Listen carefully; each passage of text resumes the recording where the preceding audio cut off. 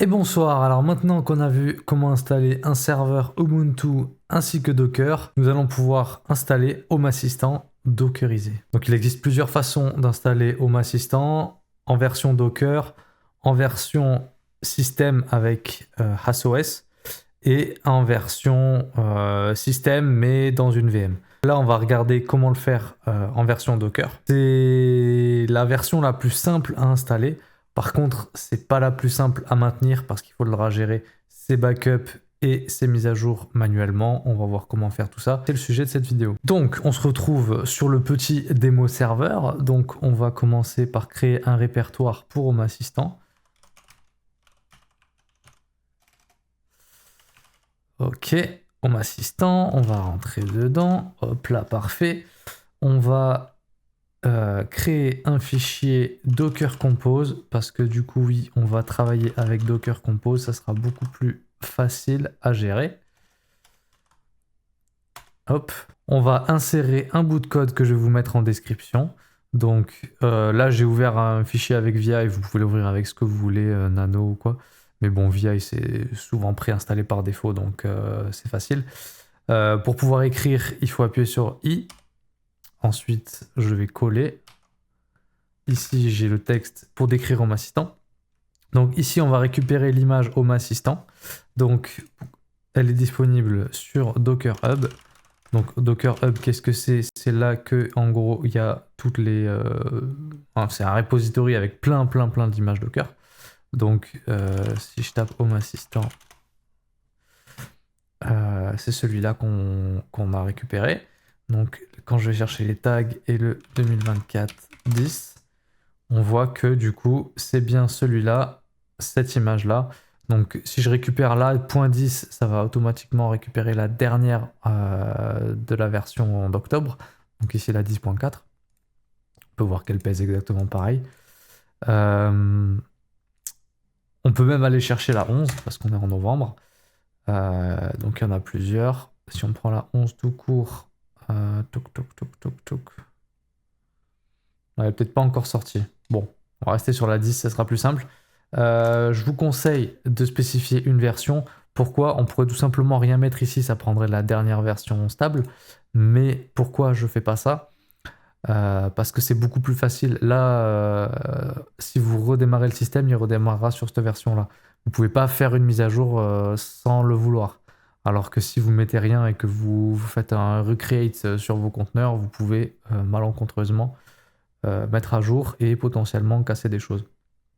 Au moins comme ça, quand vous voudrez mettre à jour, il faudra que vous veniez dans ce fichier et que vous veniez mettre à jour simplement comme ceci, 12, etc. Donc voilà. Donc on récupère cette image. Les volumes, donc on fait des volumes persistants. Pourquoi? Afin d'éviter que à chaque fois que le conteneur redémarre, vous perdiez vos configurations. Donc de cette façon-là, vous ne perdez rien. Moi, j'aimais bien mettre dans /opt, mais bon, pour le tuto, je vais simplement mettre dans le dossier courant. Donc, c'est quoi? C'est en gros, c'est le chemin dans votre machine, donc là, sur mon démo serveur. Et ça, c'est le chemin qu'il y aura dans mon conteneur. Donc, de telle manière, tout ce qui va être écrit dans le conteneur dans /config se retrouvera ici dans mon dossier courant /config. Là, je bind aussi la time zone comme ça. Ici, ce que c'est la time zone. Enfin, là, le time en read-only.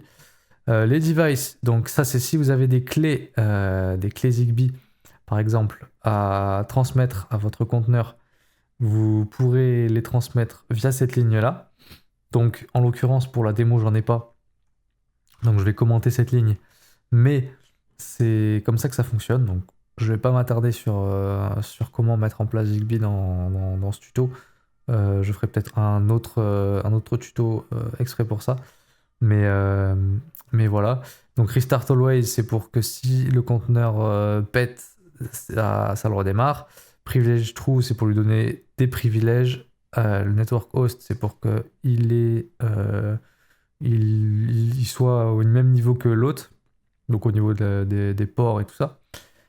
Donc ces deux-là, ces privilèges et le Network Mode, ça va permettre au Home Assistant de découvrir automatiquement des intégrations si elles sont sur le réseau. Par exemple, je sais pas, vous avez un Chromecast, bah, il va directement le voir tout seul, etc.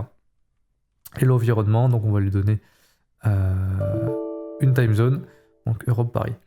Donc une fois que tout ça c'est bon, on va sortir de l'éditeur de texte. Pour ça, il faut faire échappe 2.wq, entrée. Donc là, au moins, on a sauvegardé notre fichier. Maintenant, on va dire à Docker Compose de monter cette stack. Donc on va faire un Docker espace compose espace up espace -d en mode detach. Ok, bon, effectivement, j'ai commenté ce truc device, mais du coup, il n'y a rien dedans. Donc forcément, il râle. Donc, hop, je vais commenter ça aussi. Donc en gros, le device, on met rien dedans, quoi. Désolé, ça embrouille plus qu'autre chose. On oublie device et du coup, ça repart. Donc là, il va récupérer l'image sur le Docker Hub et il va démarrer le conteneur. Ok, donc le conteneur a démarré. On peut aller voir tout simplement les logs de ce conteneur. Donc déjà, si on fait un docker ps, on devrait voir le conteneur ici qui a démarré. Donc son nom, il est là. On peut faire par exemple un docker logs de ce conteneur pour voir les logs si ils ont bien démarré. Donc là, on voit le service a bien démarré. Parfait, super. Donc ça a l'air de s'être bien passé. Donc pour la suite, on va aller sur un petit navigateur et on va taper donc l'IP de la machine de votre serveur. Donc ça peut être, pour ça vous pouvez tout simplement faire un ifconfig ou ipconfig sur votre machine. Non, ipconfig sur Windows, ifconfig. Ah putain, j'ai pas installé NetTools. Bon. Vous pouvez installer NetTools pour pouvoir faire un ifconfig. En gros, récupérer l'IP de votre machine. Moi, dans mon cas, je la connais déjà. J'ai même un petit alias. Et donc, on va taper sur le port de Home Assistant qui est le 8123.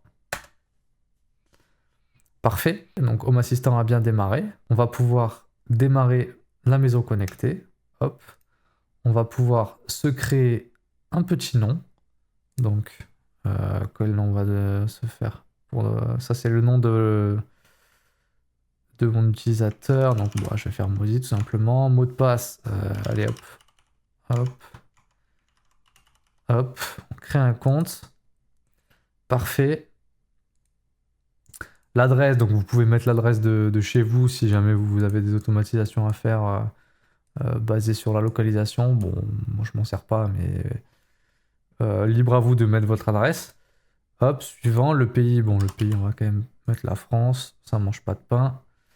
Là, c'est les données qu'on veut envoyer à Home Assistant. Donc bon, on va rester private, on va rien envoyer.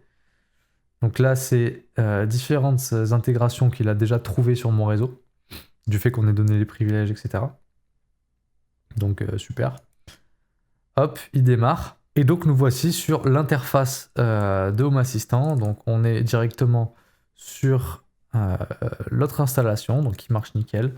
On a accès à tout, donc on a les pages d'accueil, quelque chose qu'il a trouvé tout de suite. Comme je vous le disais, cette technique est probablement la plus simple à mettre en œuvre.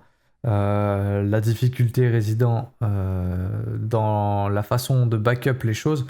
Donc pour backup les choses, donc là on peut voir là où on a créé notre Home Assistant. Si j'affiche les dossiers, il m'a créé des dossiers sur ma machine du serveur. Et donc c'est là-dedans que va se retrouver toutes les configurations et tout le setup de Home Assistant. Donc en gros, c'est ce truc qu'il faut surtout pas supprimer et qu'il faut garder. Donc vous pouvez backuper par le moyen que vous voulez ce système-là. Je ferai une autre vidéo pour expliquer comment mettre en place un système de backup automatique. Mais bon, voilà, ça c'est super important, ne pas supprimer et garder. Vous pouvez, pour éteindre le Home Assistant, vous pouvez carrément éteindre le conteneur. Donc pour ça, il suffit de se placer dans le dossier où vous avez votre Docker Compose et de faire tout simplement un Docker Compose down. Et là, ça va stopper tous les conteneurs qu'on a définis dans notre fichier Docker Compose YAML. Et donc ici, si je refresh, forcément, ça mouline et il n'y aura plus rien. C'est normal, nous avons éteint le Home Assistant. On peut le redémarrer. Hop, ça redémarre tout de suite. Je rafraîchis. Et voilà. Donc là, il est redevenu online. Je mets mon mot de passe et c'est terminé. Et pour mettre à jour le système, alors pour ça, comme je vous le disais, il suffit de venir rééditer le fichier dockercompose.yaml et de mettre à jour l'image. Donc ici, si je veux par exemple passer à la nouvelle version majeure, je vais simplement remplacer par un 11. Donc ici, comme on l'avait vu tout à l'heure, il n'y a pas de 11. Mais ça m'étonne quand même. Toc, toc, toc, toc. Ça, c'était les vieux trucs de dev. Bon, c'est pas grave. On va prendre ce tag-là, même s'il n'a pas été officiellement release. Ça va juste illustrer le propos. Donc, hop. Voilà, parfait. Je sauvegarde et je refais un up, Docker Compose up-d. Ça va faire un téléchargement de la nouvelle image et ça va redémarrer mon conteneur avec les mêmes configs car on a mis des dossiers persistants. Et voilà, le conteneur s'est redémarré basé sur la dernière image qu'on vient de mettre à jour. Si je reviens là-dessus, ça a déjà redémarré, on l'a vu, il y a eu un petit refresh. Et dans les paramètres, si on va voir sur quelle version on est bien sur la version 2024 11.0b1. Voilà, c'est tout pour cette vidéo. Je vous dis merci de l'avoir suivi. À la fois prochaine. Ciao, ciao.